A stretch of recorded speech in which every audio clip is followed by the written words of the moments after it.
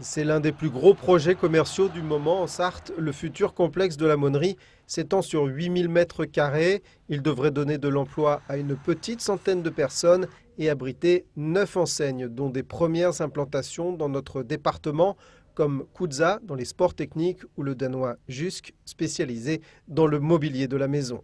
Et puis, sur ces enseignes, on a quand même à la fois des succursalistes, mais on a aussi beaucoup de porteurs de projets qui sont des fléchois. BB9 c'est un fléchois, l'Orange Bleu pareil, l'Île aux Mômes pareil. Donc là c'est intéressant, ce sont des gens qui sont des locaux et qui vont entreprendre dans leur ville. 9 enseignes autour des thématiques du sport, de la maison et de l'enfance. À l'exception de l'opticien Atoll, il s'agit de secteurs complémentaires et non concurrentiels au commerce du centre-ville. Il y a une volonté ici d'équilibrer les zones périphériques et le centre-ville. On a fait des zones piétonnes, des zones de commerce améliorées, la Grande Rue, on continue actuellement rue Carnot. Il y a toujours un équilibre d'investissement entre le centre-ville et l'est et l'ouest de la ville. Pour garder, on tient vraiment au cœur de ville. C'est la raison pour laquelle j'ai toujours refusé une galerie commerciale sur Leclerc, par exemple.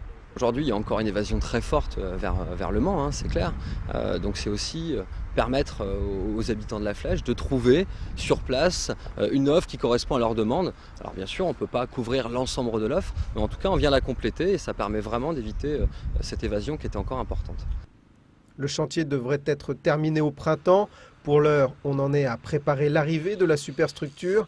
Cet ensemble marquera aussi la fin de l'aménagement de la périphérie est de la Flèche autour du lac de l'Aumônerie.